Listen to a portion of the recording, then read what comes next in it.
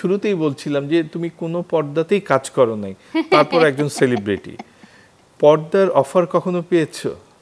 হ্যাঁ, সিনেমার অফার তো কম বেশি সবাই পায়, এবং মানুষ মনে করে যে একটা সিনেমা করতে পারাই মানে আমার আলটিমেট গোল, কিন্তু আমার ক্ষেত্রে ওই মানে আকাঙ্ক্ষা কোনো দিনই ছিল না। আমি আসলে কথা বলতে ভালোবাসি, ছোটবেলা থেকেই আকাঙ্ক্ষা কখনোই ছিল না, কখনোই ছিল না, জন্মাবে না, ভবিষ্যতে জন্মাবেও না, কখনোই না। আমি সুন্দরী হই অথবা কুৎসিত হই, যাই হই, আমি নায়িকা হতে চাই না কখনো, অথবা গায়িকা হতে পারবো না দেখে মনে হয় উপস্থাপিকা হয়েছি, কিন্তু নায়িকা হওয়ার স্বপ্ন আমার নাই। কিন্তু আমি কিন্তু জানতাম তুমি খুব ভালো নাচো, সে নাচো তো কখনো দেখি না কোনো মঞ্চে। হ্যাঁ, না, আমি 2-1টা অ্যাওয়ার্ড শোতে নেচেছি, এখন আর নাচি না, ভবিষ্যতে নাচবো, আবার সমস্যা নাই, সময় আছে। তাই? আচ্ছা, এবার নিজের পরিবার সম্পর্কে একটু বলো। পরিবার সম্পর্কে, পরিবারে বাবা মারা গেছে 2010-এ, মা আছে, ছোট ভাই আছে, এবং পারিবারিক অবস্থা যদি বলেন, আমি গ্রামে জন্মেছি, টাঙ্গাইলে, কলেজ ঢাকাতে, এবং ইউনিভার্সিটি আমি সিঙ্গাপুরে পড়াশোনা করেছি, অনেকদিন ছিলাম না দেশে। আর অনেকেই মনে করে যে এই যে এখন আমি আমার যে শান ও শওকত, হয়তো বা একটা মার্সিডিজ গাড়ি চালাই অথবা দেশ বিদেশ ঘুরি, মনে করে হয়তো বা আমার ফ্যামিলির সবাই খুব রিচ হবে অথবা খুব ওয়েলদি ফ্যামিলি থেকে এসেছি, এরকম কিছুই না। আমি একদম বলবো যে আমার নানাবাড়ি দাদাবাড়ির অবস্থান একদম নিম্ন মধ্যবিত্ত না। আমার ফ্যামিলিতে ভ্যান চালায় এরকম আত্মীয় স্বজনও আছে, আমি তাদেরকে চাচা মামা ডাকি হয়তো বা। আবার সিভিল ইঞ্জিনিয়ারও আছে, চিফ ইঞ্জিনিয়ারও আছে, হ্যাঁ, ব্যারিস্টার আছে, আবার সচিবও আছে। তো আমার ফ্যামিলিতে মানে যদি দেখা যায় আমি সবচেয়ে ফেমাস, এবং হয়তো বা কম বয়সে আমি সবচেয়ে সফল। তো এই জিনিসটা আমার কাছে খুবই ইন্সপায়ারিং, এবং আমার কাছে ভালো লাগে। আমি বলবো না যে আমার ফ্যামিলি সবাই খুব রিচ, সবার অনেক টাকা ছিল না, কখনোই সবার এত টাকা ছিল না, হচ্ছে পরের জেনারেশন আমরা যারা আছি, আমরা চেষ্টা করছি যে নিজেদেরকে সুশিক্ষিত করে পরিবারের জন্য কিছু করার, দেশের জন্য কিছু করার। নতুন কোনো অতিথির আগমন হবে না? সেটা খোঁজা হচ্ছে, মনের মতো কাউকে পেলে হয়তো হবে। মিডিয়াতে যারা কাজ করে আসলে, আর যারা ব্যস্ত কর্মজীবী যারা আছে, তারা দিন শেষে গিয়ে আমরা খুঁজি একজন বন্ধু কথা বলার মতো। হয়তো বা অনেক সময় রাতের বেলা যখন অবসর টাইম থাকে, তখন মনে হয় যে এরকম যদি কেউ থাকতো যার সাথে মন খুলে কথা বলতে পারতাম, হ্যাঁ, একটু সময়টা ভালো কাটতো, এবং সাপোর্টিভ হতে হবে অবশ্যই। তো এরকম মানুষ কোথায় পাওয়া যাবে আমি আসলে জানি না, আমি তো প্রেমে ব্যর্থ। বিজ্ঞাপন দেওয়া যায় না, মনের মতো মানুষকে। এই যে হয়ে যাচ্ছে চ্যানেল 24 এর যারা দর্শক আছে তারা দেখবে। এটা তো শুরুতে সবারই শুনি, হ্যাঁ পেয়েছি, পাওয়ার পর অনেকেই বলেন আমি যা খুঁজছিলাম তাই পেয়েছি, কিন্তু কয়েকদিন পর দেখি আবার ভেজাল। নতুন নতুন সবকিছুই ভালো লাগে। বিরিয়ানি 1 দিন 2 দিন 3 দিন খেতে ভালো লাগে, 4 দিনের বেলায় মনে হয় একটু ভাত হলে শান্তি লাগতো। সো ব্যাপারগুলো এরকমই, নতুন নতুন সবকিছুই সুন্দর। যখন আপনি ফুল কিনে নিয়ে আসবেন, ফুলদানিতে রাখবেন, 1 দিন 2 দিন ভালো থাকবে, তারপরে আপনি যত্ন না নিলে ফুলটা আস্তে আস্তে মরে যাবে। রিলেশনশিপটা ওরকম, যত্ন নিতে হয়। তোমার পছন্দ কি ধরনের বলো? এই মিডিয়ার নাকি সাংবাদিক? তো নাই, সাংবাদিকদের তুমি দেখতে পারো না, ভয় পাও। আর অন্য চাকরি নাকি ব্যবসায়ী তোমার মতো? একজন সুশিক্ষিত মানুষ যে আমাকে ভালোবাসবে, আমাকে বুঝবে, আমাকে ফ্রিডম দিবে, এবং আমার কাজটাকে অ্যাপ্রিশিয়েট করবে, এরকম মানুষ হলেই হবে।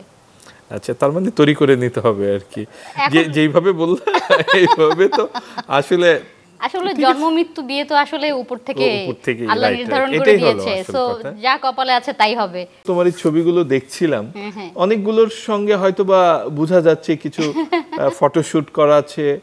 তো তুমি যদি একটু কয়েকটা ছবি সম্পর্কে বলো, আমি হয়তোবা কিছু জানি। তোমাকে যখন প্রথমে বললাম, তুমি বলবা যে একজন উপস্থাপক এই ছবির কথা না জানলে কেমনে উপস্থাপনা করেন, কিন্তু অনেক দর্শক হয়তোবা জানেন না, তাদের উদ্দেশ্যে যদি। সেটটা অনেক সুন্দর, এবং আমি এসে অনেক খুশি হলাম। আমার অনেকগুলো ছবি এখানে আছে, এবং কিছু কিছু ছবি আছে যেগুলো এখন অনেক আগের ছবি, এগুলো চ্যানেল 24 রাজীব ভাই আপনারা খুঁজে বের করেছেন, ধন্যবাদ। আচ্ছা, প্রথমে যে ফ্লাওয়ার নেওয়া, এই ফুলের ছবিটা, এটা একটা ম্যাগাজিনের কাভার শ্যুট করা হয়েছিল। এটা মনে হয় 2016-তে শ্যুট করা, আর ওইটা একটা পূজার শ্যুট ছিল পদ্মফুল হাতে। আর এটা আমি যখন 2015-তে মিস হেরিটেজ হয়েছিলাম, তারপরে তার 5 বছর পূর্তি ছিল, 2020-এ শ্যুট করা, যেটা ক্রাউন মাথায়। এই ছবিটা রবীন্দ্র জয়ন্তীর ছবি এটা।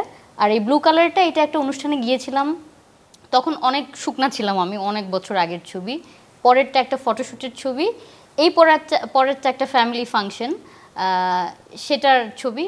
আমি লাল রংটা খুব পছন্দ করি, সুযোগ খুঁজি লাল রংটা কবে পরা যাবে, একটু সুন্দর করে সাজা যাবে। সো সেদিন মনে হয় আমি আমার মনের মতো সেজেছিলাম, এই আর কি। তারপর আরেকটা ছবি দেখা যাচ্ছে এখানে আসছিল স্ক্রলে, এটা একটা ব্রিজের উপরে বসে, এটা নিউ ইয়র্কে হাডসন রিভারের উপরে শাহরুখ খানের ম্যাহুনা সিনেমাটা ওখানে শ্যুট হয়েছিল, একটা গান আছে ওখানে। আমি 2015-তে মিস হেরিটেজ ইন্টারন্যাশনাল এই প্রতিযোগিতা উইন করেছিলাম। 2015 সাল তোমার জন্য খুব একটা টার্নিং পয়েন্ট, তুমি অনেক ভালো ভালো কাজ করেছিলে ওই সময়, ওয়ার্ল্ড কাপ ক্রিকেট নিয়ে কাজ করেছিলে। 2015 সাল আমার লাইফের গোল্ডেন ইয়ার বলা চলে। 2015 সালে আমি মিস হেরিটেজ ইন্টারন্যাশনাল, এটা একটা ইন্টারন্যাশনাল বিউটি পেজেন্ট, 40টা দেশ থেকে সুন্দরীরা প্রতিযোগিতা করেছিল, তাদের দেশের প্রতিনিধিত্ব করেছিল। আমি বাংলাদেশের হয়ে, আমার ইচ্ছা ছিল না, এটা মানে হুট করে একটা মিরাকেলের মতো আমি ওখানে গিয়ে কম্পিট করি এবং আমি ক্রাউন পেয়েছিলাম। হ্যাঁ, তো তারপরে আমি বাংলাদেশে আসার পরে আগের থেকেই তো উপস্থাপনা করতাম, রাজীব ভাই আপনি জানেন, কারণ আপনি আমার অনেক ছোটবেলা থেকে আমাকে দেখছেন। আমি ছোটদের বাচ্চাদের অনুষ্ঠান উপস্থাপনা করতাম। 2013-14তে এসে আমি বড়দের অনুষ্ঠান উপস্থাপনা করা শুরু করেছি মাত্র, মানে আমি রাইজিং। 2015 সালে আমি বাংলাদেশ ক্রিকেট বোর্ড থেকে একটা কল পেলাম যে আমরা একজন উপস্থাপিকা খুঁজছি ক্রিকেট বোর্ডের হয়ে, বাংলাদেশে যত কিক অফ কনসার্ট রয়েছে, শুভকামনা বাংলাদেশ ক্রিকেট দল, এরকম কিছু টাইটেলে প্রোগ্রাম হয়েছে, প্রায় 20টার মতো ইভেন্ট হয়েছিল এবং ক্রিকেট বোর্ডের থেকে অফিসিয়াল প্রেজেন্টার আমি ছিলাম, ওদের সাইডেও আমার ছবি ছিল এটা। তারপরে আমি পুরো বাংলাদেশে অনেক নাম করেছিলাম।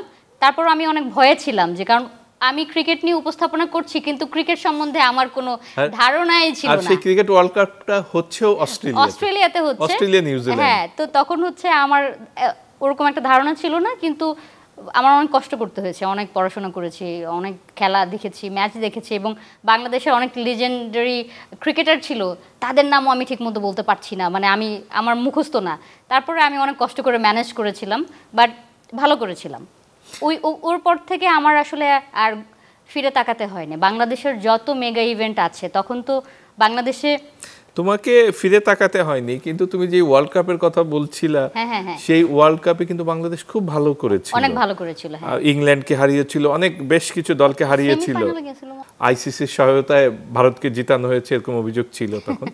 কিন্তু সত্যিকার অর্থেই খুব ভালো খেলেছিল। মাহমুদুল্লাহ একাধিক সেঞ্চুরি করেছিলেন, তারপর মাশরাফি বিন মুর্তজা তখন ক্যাপ্টেন ছিলেন, খুব ভালো করেছিলেন।